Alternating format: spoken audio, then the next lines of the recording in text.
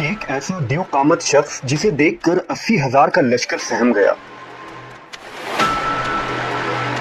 تاریخ کا وہ قد آور سپاہی جس کا سامنا کرنے کی جرت بڑے بڑے سرما میں نہ تھی، لیکن ایک غریب چرواہے نے اسے ایک وار میں کیسے پچھاڑ دیا۔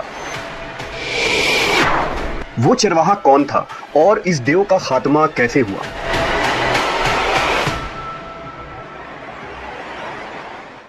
قدیم صحیفوں، روایتوں اور تاریخ میں ایسے انسانوں کا ذکر ملتا ہے جو پہاڑوں جیسی بلند قد و قامت رکھتے تھے، جنہیں ہم آج جائنٹس کہتے ہیں، جن میں قوم عاد، اوج بن انق، جبارین اور نیفیلیم جیسے نام مشہور ہیں۔ یہ دیو دراصل کوئی الگ مخلوق نہیں بلکہ انسانوں کی طرح خد و خال اور بناوٹ کے مالک تھے۔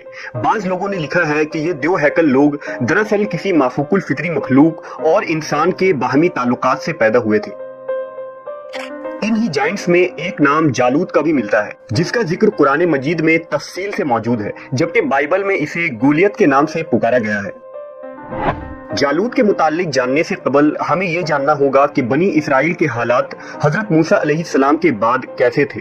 بنی اسرائیل کا نظام یوں چلتا تھا کہ ہمیشہ ان لوگوں میں ایک بادشاہ ہوتا تھا جو ملک کے نظام کو چلاتا، اور ایک نبی ہوتا جو نظام شریعت اور دینی امور کی ہدایت و رہنمائی کیا کرتے تھے۔ اور دستور یوں چلتا تھا کہ بادشاہی یہودا ابن یعقوب کے خاندان میں رہتی تھی اور نبوت لادی بن یعقوب کے خاندان میں ہوتی تھی۔ لیکن ایک زمانہ ایسا آیا کہ بنی اسرائیل میں کوئی بادشاہ نہیں تھا۔ اس وقت ان میں حضرت شموئیل علیہ السلام نبوت کے عہدے پر فائز تھے۔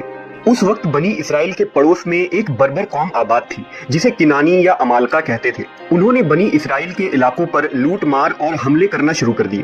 یہ بربر قوم فلسطین اور مصر کے ساحلی علاقوں میں آباد تھے۔ ان کا ایک سردار تھا جس کا نام جالوت تھا۔ جالوت نے بنی اسرائیل سے زمینیں چھین کر ان کو مغلوب کر دیا تھا، ان کے بڑے بڑے سرداروں اور صالحین کو قید کر دیا اور بنی اسرائیل سے خراج وصول کیا کرتا تھا۔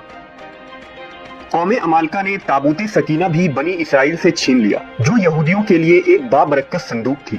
تابوت سکینہ کے جانے کے بعد ان کی حالت بد سے بدتر ہو گئی اور دشمن ان پر حاوی ہو گئے۔ لہٰذا بنی اسرائیل نے حضرت شموئیل علیہ السلام سے درخواست کی کہ آپ کسی آدمی کو ہمارا بادشاہ مقرر کر دیجیے۔ آپ علیہ السلام نے حکم خداوندی کے مطابق طالوت کو بادشاہ بنا دیا، جو بنی اسرائیل میں سب سے زیادہ طاقتور اور عالم تھے، لیکن بہت ہی غریب و مفلس تھے۔ چمڑا پکا کر اور بکریوں کو چرا کر زندگی بسر کیا کرتے تھے۔ اس پر بنی اسرائیل کو اعتراض ہوا کہ طالوت شاہی خاندان سے نہیں ہے، لہٰذا یہ کیسے ہمارا بادشاہ ہو سکتا ہے؟ اس سے زیادہ بادشاہت کے حقدار تو ہم لوگ ہیں، کیونکہ ہم لوگ شاہی خاندان سے تعلق رکھتے ہیں۔ بنی اسرائیل کے ان تنازعات کا جواب دیتے ہوئے حضرت شموئیل نے فرمایا، اللہ تعالیٰ نے اسے تم پر لیا ہے اور اسے علم اور جسم میں کشادگی عطا کی ہے، اور اللہ اپنا ملک جسے چاہے دے، اور اللہ وسعت والا، علم والا ہے۔ اس کی بادشاہی کی نشانی یہ ہے کہ تمہارے پاس تابوت سکینہ آ جائے جس میں تمہارے رب کی طرف سے دلوں کا چین ہے۔ لہٰذا طالوت کے بادشاہ بننے کے بعد فرشتے اللہ کے حکم سے اس تابوت کو بنی اسرائیل کے پاس لے آئے، جس سے لوگوں کو ان کی بادشاہت اور نبی کی سچائی کا یقین ہو گیا۔ بادشاہ بننے کے بعد حضرت طالوت نے بنی اسرائیل کو جالوت کے خلاف اٹھ کھڑے ہونے کی دعوت دی۔ جب حضرت طالوت نے بنی اسرائیل کے لشکر کو لے کر اس ظالم جالوت سے مقابلے کے لیے بیت المقدس سے روانہ ہوئے تو ان کے لشکر کی اس طرح آزمائش ہوئی کہ راستے میں انہیں ایک نہر ملا۔ یہ نہر اردن اور فلسطین کے درمیان واقع تھا۔ انہیں اس وقت سخت پیاس بھی لگی ہوئی تھی، لیکن اللہ نے حکم دیا کہ جو میرے بندے ہیں وہ اس نہر سے پانی نہ پیے، اور جو اس سے پانی پیے گا وہ نافرمان ہو جائے گا، لیکن جو شدید پیاسا ہو انہیں یہ اجازت ہے کہ وہ ایک چلو اپنے ہاتھ سے پانی پی سکتے ہیں۔ اس سخت گرمی میں سامنے پانی موجود ہونے کے باوجود وہ دل بھر کر پانی نہ پی سکتے تھے۔ یہ اللہ کی طرف سے ایک سخت آزمائش تھی۔ جو نافرمان لوگ تھے وہ بے صبر ہو گئے اور خوب پانی پیا، جس سے ان کے ہونٹ سیاہ ہو گئے اور ان کی پیاس اور زیادہ بڑھ گئی۔ انہوں نے قوم امالکا سے لڑنے کی ہمت بھی کھو دی، جبکہ فرما بردار بندوں نے حکم کے مطابق صرف ایک چلو پانی پیا۔ یہ ایک چلو پانی ہی ان کے لیے کافی ہو گیا اور ان کی پیاس بجھ گئی۔ ایک قول کے مطابق لشکر طالوت کی تعداد 80,000 تھی، جس میں صرف 313 لوگوں نے اللہ کی اطاعت کی اور پانی نہ پیا۔ اس مناسبت سے حضرت محمد صلی اللہ علیہ وسلم نے غزوہ بدر میں صحابہ سے فرمایا تھا کہ ہماری تعداد حضرت طالوت بادشاہ کے لشکر کی جیسی تھی، جس نے آپ کے ساتھ نہر پار کی اور دشمن پر غلبہ پایا تھا۔ جب بنی اسرائیل نے نہر پار کیا تو جالوت کی فوج سامنے کھڑی تھی۔ بنی اسرائیل نے ایلا کی وادی میں خیمہ گاڑ دیا اور وہاں جمع ہو گئے۔ دونوں فوجیں آمنے سامنے کھڑے ہو گئے۔ تھوڑی دیر میں ان کا سردار جالوت، جو نہایت ہی قد آور اور طاقتور شخص تھا، وہ میدان میں اترا۔ جالوت ایک پہلوان تھا۔ اس کا قد 6 ہاتھ اور 1 بالش تھا۔ وہ پیتل کا ذرہ پہنتا تھا جس کا وزن 5000 مثقال تھا۔ اس کے ہاتھوں میں ایک بھالا تھا جو لوہے کا تھا اور جس کا وزن 600 مثقال تھا۔ وہ اپنے سر پر لوہے کی جو ٹوپی پہنتا تھا اس کا وزن 30 رطل تھا۔ جالوت نے رجس پڑھا اور بنی اسرائیل کو للکارا۔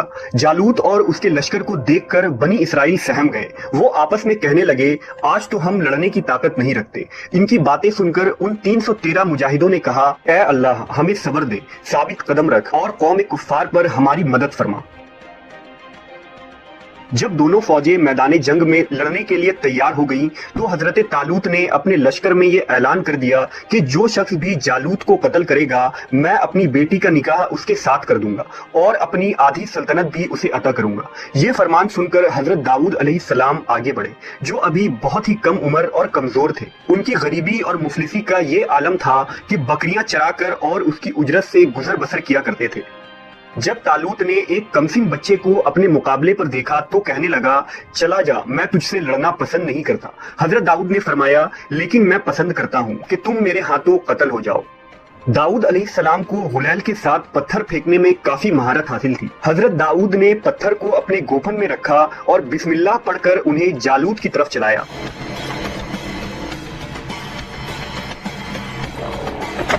پتھر تیز رفتاری سے جالوت کے ناک اور کھوپڑی کے درمیان لگی اور اس کے بھیجے کو پاس پاس کر کے پیچھے سے نکل گیا۔ جالوت اسی وقت زمین پر گر پڑا اور اس کا کام تمام ہو گیا۔ اس پر حضرت طالوت اور بنی اسرائیل نہایت ہی خوش ہوئے۔ جالوت کے قتل ہو جانے سے اس کا لشکر بھاگ نکلا اور حضرت طالوت کو فتح مبین ہوئی۔ اپنے اعلان کے مطابق حضرت طالوت نے حضرت داؤد کے ساتھ اپنی بیٹی کا نکاح کر دیا اور اپنی آدھی سلطنت کا انہیں بادشاہ بنا دیا۔ پھر پورے 40 سال بعد جب حضرت طالوت کا انتقال ہوا تو حضرت داؤد علیہ السلام پوری سلطنت کے بادشاہ بن گئے۔ حضرت شموئیل علیہ السلام کے انتقال کے بعد اللہ نے آپ کو نبوت کے عہدے پر فائز کر دیا۔ حضرت داؤد بنی اسرائیل کے پہلی شخصیت تھے جنہیں بادشاہت اور نبوت دونوں عطا کی گئی تھی۔ ہم نے دیکھا کہ حضرت داؤد کے پاس نہ تلوار تھی، نہ ڈھال اور نہ بھالا، صرف ایک غلیل تھا جسے آپ نے اس دیو ہیکل جالوت کو ایک پتھر سے مار گرایا۔ حضرت داؤد اور جالوت کے اس واقعے میں ہمارے لیے سب سے بڑا پیغام یہ ہے کہ اگر ہمارا بھروسہ اور توکل اللہ پر ہو تو ہم کسی بھی مشکل سے سامنا کر سکتے ہیں۔